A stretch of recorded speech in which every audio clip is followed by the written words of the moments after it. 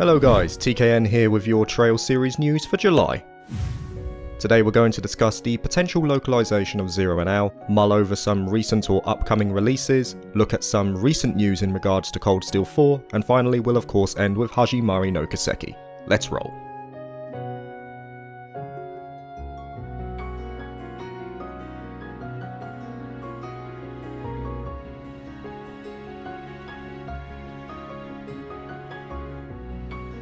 Now first of all, in light of the Geofront team completing their first editing pass on the non-scenario script of Ao no Kiseki just recently, massive well done to them, I felt it would be a good idea to compile and communicate some information on a question that has been very common over the last few months of news videos. That being, in regards to official localizations for Zero no Kiseki and Ao no Kiseki. I say this because there is a notable expectation that these will eventually be localized among members of the fanbase, so I wanted to get everyone up to speed on what we currently know and the likelihood of it ever happening in the near future. My aim is to be as realistic as possible with what we know, and I want to thank the various people I quizzed about this in Guan, Lady Virgilia and February Night, who are all very knowledgeable members of the community in regards to uncertain situations like this. So let's go back to the shareholder meeting at the end of 2019. Immediately after the announcements of Zero no Kiseki Kai and Ao no Kiseki Kai, which of course have now been released, Kondo provided some reasoning as to the timing of their announcement, namely, the fact that the West had not experienced official localizations of the duology, which of course got fans excited as many felt the PlayStation 4 versions would provide the platform for an eventual move to Western audiences. And in some ways, this is true. A big issue with the potential localization of these two games initially lied with the Evo games. Even though the IP remained with Falcom, the development and publishing of these games lied with other companies like Chara Ani, so to localize those versions was pretty much a no-go due to licensing issues. The creation of Zero and Ao no Kiseki Kai, however, alleviated this issue as Falcom were the sole developer and publisher of the two games, so they are free to sell the license to whoever bids highest. Massive thank you to Guan who clarified all of this for me. So licensing the games is not as pertinent an issue as it once was. However, there are definitely factors that are problematic despite that. The way I see it, there are two big umbrella issues that we need to delve into. The first main issue we need to draw on is the age of the games. The duology is nearly a decade old, which presents some notable barriers, Zero releasing in 2010 and Ao releasing in 2011. When I say that age is an issue, I say that we need to look at this from the perspective of the localizers and from two separate fronts. From an external standpoint,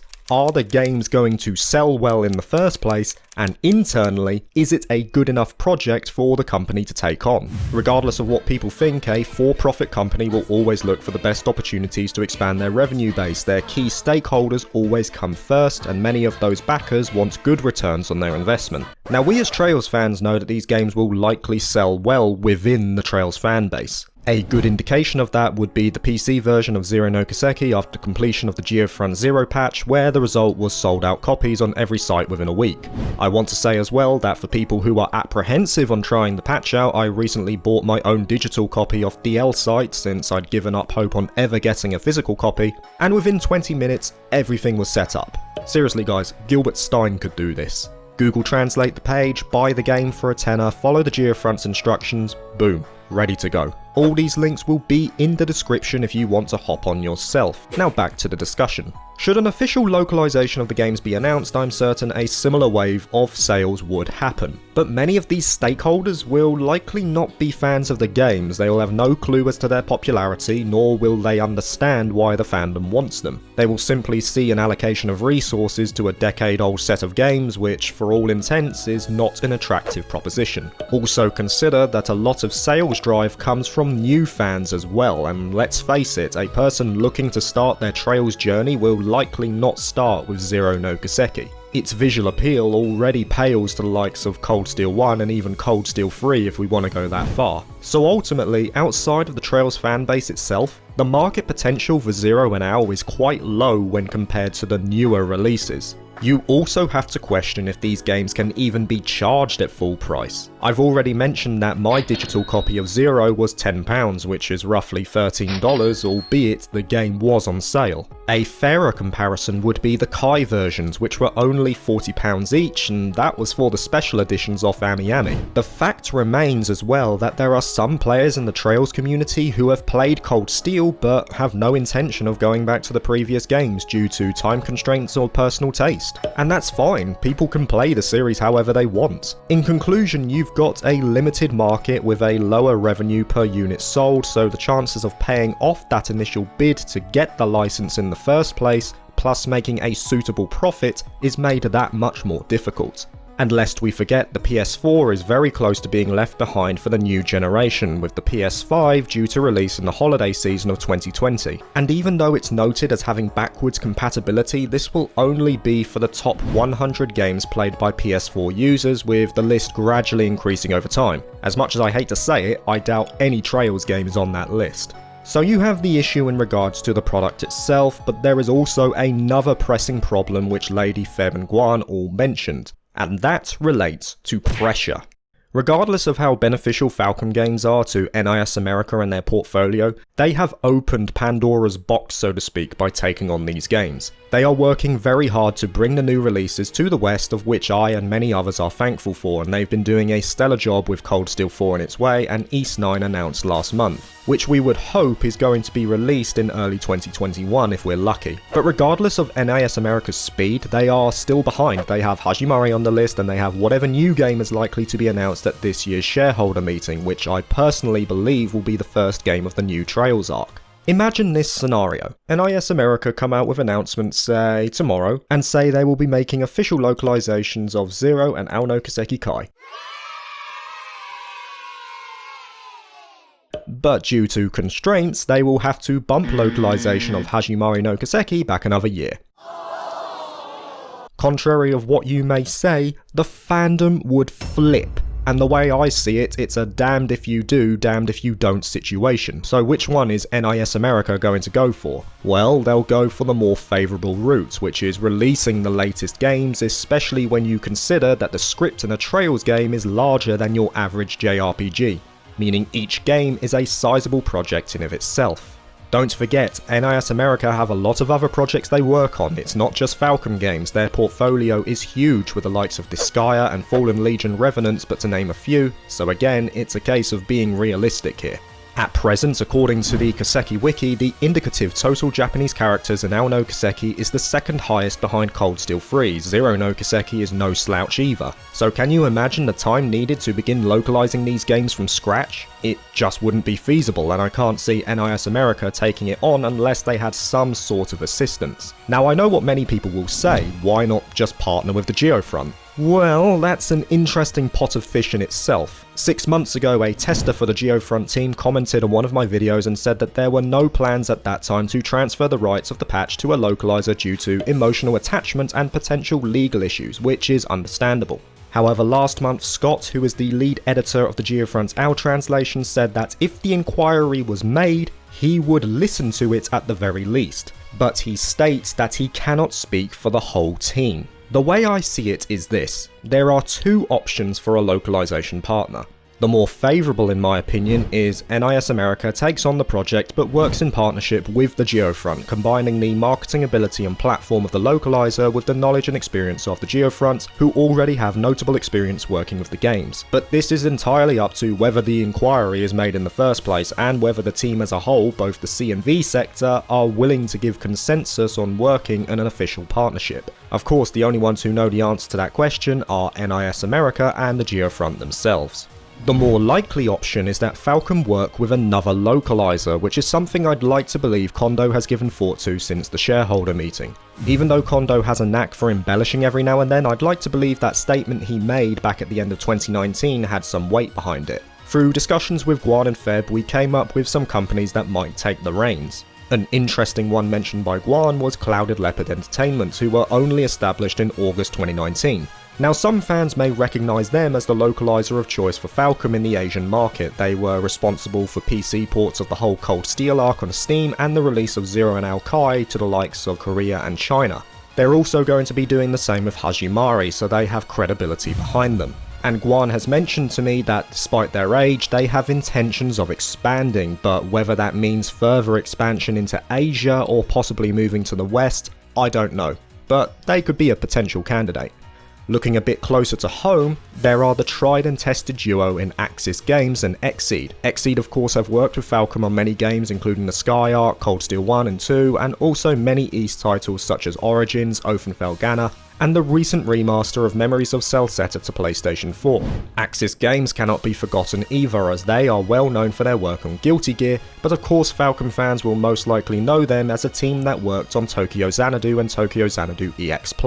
If an option were to sprout in the future, I expect that this would be the one. But of course, there are just too many factors to consider here. Basically guys, we should not be expecting crossbell localizations, not within the year. There are too many factors to consider and arguably more pressing issues than the crossbell arc, at least in the eyes of Falcom. We have the time frame for the end of the Trails series, the 35th anniversary of Ys is coming up, and that's disregarding any other new or current IPs Falcom may want to delve into. If we are ever to get a localization, I personally can't see it happening for at least 3 years, if ever. I hate to say that, but I have to be rational. I wanted to compile this information to you guys and give you all the details we currently know as succinctly as possible. That being said, I have been wrong many times, and this is a situation where I want to be wrong again. Heck, NIS America could come out tomorrow and say that official localizations are on their way and we'll still get Hajimari in a similar time frame. I would be as jovial as Olivier should I hear that, and I'm willing to be wrong about this. But I also want to be realistic because it's a question that just comes up so often. And I'm not going to be that guy who will tell you they're definitely going to happen. So hopefully with this segment you guys can have a clearer picture of the potential for official localizations. Now moving on to the news for this month, especially in regards to recent releases. On June the 30th, Cold Steel 3 was finally released on Switch, from which it got mostly positive reviews. There's no doubt that this is not the best version of the game available due to the Switch's limitations, of which various reviews point out, but it does appear to provide a solid experience as the first Trails game on the platform. The Switch also got another Falcom title in its sights with the assistance of publisher Dotemu, who announced they would be bringing Ys Origin to the platform, a game that has already been released on the likes of PC, PlayStation 4 and Xbox One. With a yet unannounced release date, Dotemu stated that the game would join the likes of Ys 8 and the forthcoming Ys 9 on Nintendo's handheld juggernaut in 2020. In partnership, Limited Run Games acted as the North American retailer of choice, putting the swanky-looking limited edition up for pre-order on the 8th of July. At the moment though, no European partners have been announced as of yet, but Dotemu have stated they will keep fans on the other side of the Atlantic up to date on where they can get their pre-orders locked in the coming months. And speaking of Ys Origin, Mythos, a Hong Kong-based producer of high-quality figures, I've probably butchered that name, showed off the final design for a licensed statue of the goddess Fina, Black Pearl in tow. The statue itself is roughly 40 centimeters in height, and though pre-orders have been accepted for the model, it's not due to ship out until June of 2021. Of course, I have got mine lined up for next year, of which I intend to show to you guys. Ys Origin was my first ever introduction to Falcom, and as such has a special place in my heart, so what better way to commemorate that love than a licensed figure of one of the Radiant Goddesses. I also want to say a massive thank you to Vanished Omens who assisted me with the pre-order. He's one of the most knowledgeable people on Ys that I know, and I hear he intends to set up a YouTube channel soon dedicated to the series. If you're interested in all things Ys, you should check him out when the channel is off the starting grid. And now on to the latest Western release of the Trails series. Cold Steel 4 is getting closer by the day, and it's worth noting that if you haven't got involved with the Cold Steel arc as of yet, it might be the best time to do so if you're a PS4 owner, as Cold Steel 1, 2 and 3 are all on sale on the US PSN store till the 20th of August. As they did with Cold Steel 3, NIS America ran a reversible cover contest which ended on July the 15th. The winner was announced as a chained up Reen, Giggity, which I was somewhat indifferent about. I voted for the Awakener's reversible cover, but we're getting that as part of the limited edition, so I guess I can let it slide. Now before we move on to the next part, I will say that if you are avoiding any trailers for Cold Steel 4, skip ahead to this time as we'll be going over those in the next section. You have been warned. In the lead up to the release, we've been getting various short videos showing off the characters who will be joining us in this journey, each titled the Voices of Zemuria. Though it doesn't show the voice actors' names themselves, for those who have played the previous games, they can at least try and match up the roles that have been retained. It seems like Robbie Daymond has maintained his role as Lloyd Bannings, which I think he did a great job on in Cold Steel 2, and Erica Mendez, who voiced Risha in that game, is taking up the mantle for Ellie, which will be interesting if you've been keeping up to date with Hajimari. But the latest one shown to us was probably the most exciting of the bunch. This latest video showed the characters many of us were waiting for in Estelle, Joshua and Ren, of which all three characters appear to have maintained their original voice actors from Sky. Stephanie Scher is reprising the role of our pigtailed heroine Estelle, Sandy Fox returns for Ren, and Johnny Yong Bosch, who some people may recognise as one of the original Black Rangers from Mighty Morphin Power Rangers, comes back to voice Joshua. This was a really nice touch by NIS America to reach out to the original voice actors who contributed to the arc that started it all. Of course, they're gonna have a lot more chance to show off their talents in Cold Steel 4 than they did in Sky, so I can't wait to see what they have in store for us. I think many people were so hyped that they didn't even realise that Cold Steel 4 is also due for a spring release in 2021 for PC and Switch. Don't worry guys, I've got your back. And now finally we move on to the ever approaching release of Hajimari no Kiseki. Skip forward to this time should you wish to avoid spoilers. So Hajimari news came a bit earlier than usual this month, but I'm not complaining. Famitsu Weekly showed off some more characters who will be joining us in the game, this time focusing on members of Class 7. Laura, Elisa, Eustace, Marcius and Elliot, along with Elise and Princess Alfin, are all going to be making some appearances in various capacities. In the day following, on July the 16th, Dengeki stated that Hajimari would be looked at in greater depth on a livestream, where it looks like Gaius has somehow managed to influence Elliot. I mean, the guy's talking about the wind here for some reason. Don't be stealing my man's thunder. It's also worth noting that our boy Elliot is a temporary instructor in Saint Astraea's girls' school now, so maybe the mantle of Harem King will pass from Reen to our music-loving bro. As for tidbits of character episodes within the game, it looks like Kurt is getting the Joshua treatment. Kurt-kun, daijoubu kana? Well, I wonder, Yuna, he's a proud Erebonian man wearing a girl's uniform in a prestigious girls' school. You tell me. The ever-mysterious Happiness Stone is returning in some capacity, with the likes of Jingo and Beryl taking centre stage, and Beryl is also leading her Lost Lands to her new quiz show, which looks to be another mini-game akin to the Magical Girl Elisa game we saw last month. So Campanella has been replaced as quiz host, he's probably too busy chilling with the Grandmaster anyway. We also got some more information on the limited edition of Hajimari, this time getting some tidbits of the music we'll be enjoying in game, courtesy of the mini soundtrack included with the first run. Have a listen.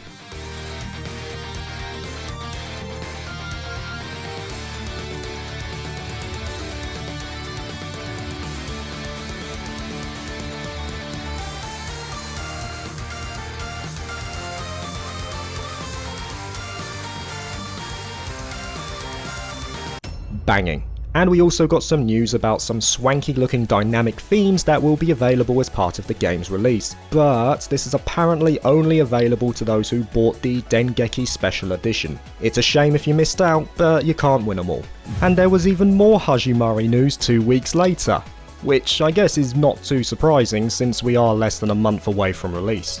This time Famitsu Weekly showed even more images of members of Class 7, but also introduced the likes of Fran, Roselia and Shizuku, who will also be making returns. In typical fashion, Dengeki had a live stream on the 30th of July to go into further detail, giving us a bit of background on each character following Cold Steel 4. Not gonna lie, this smug face of Zeit gets me every time.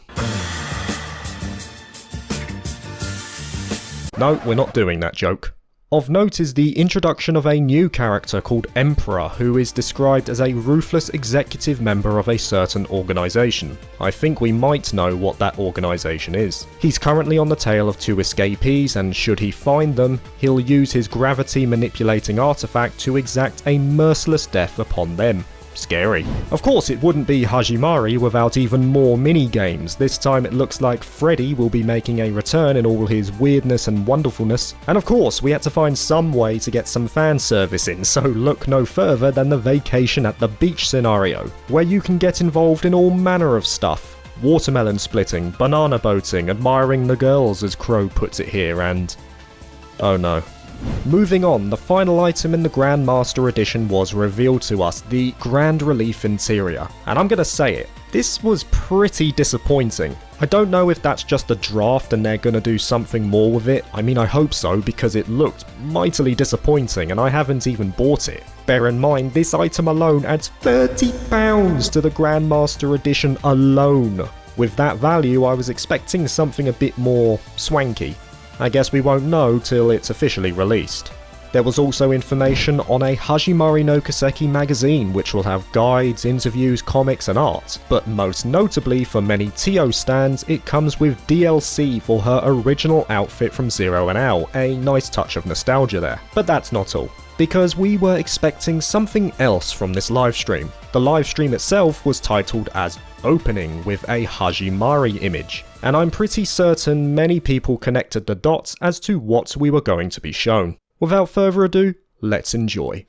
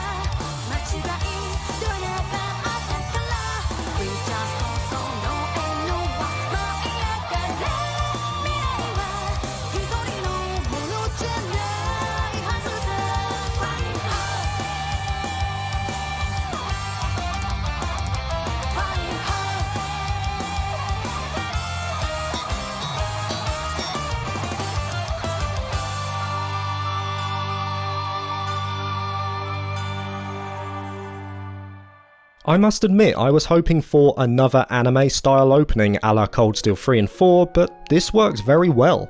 The in-game models seem to add to this cinematic style that the game is taking on, and it fits. There were also some interesting scenes from this opening, not least the opponent that Risha was fighting, who appears to be someone very close to her. All said and done, I really enjoyed this one, and from the reactions I saw, so did many other Trails fans. And finally guys, this has been up for a while, but it's worth noting since we are talking about Hajimari. On the Kiseki portal, there is a section currently under construction showing what looks to be an orbal car in a rundown area. Of course, we know the popularity of cars in the Calvard Republic, so this could be minor confirmation to the next arc that many of us are expecting. But most notable is the date, which shows as 1XXX. Of course, the majority of the Trails series thus far has been taking place from 1202 to 1206 of the Septium calendar. So is it possible we could get a time skip after Hajimari? I guess we won't know until the new arc is announced. The newest game in the series is less than a month away, and I for one am hyped to get my copy. And that is it guys, this month's roundup of Falcom news is complete. Please remember to leave a like, subscribe for Trails news and content, and I'll see you soon. Peace.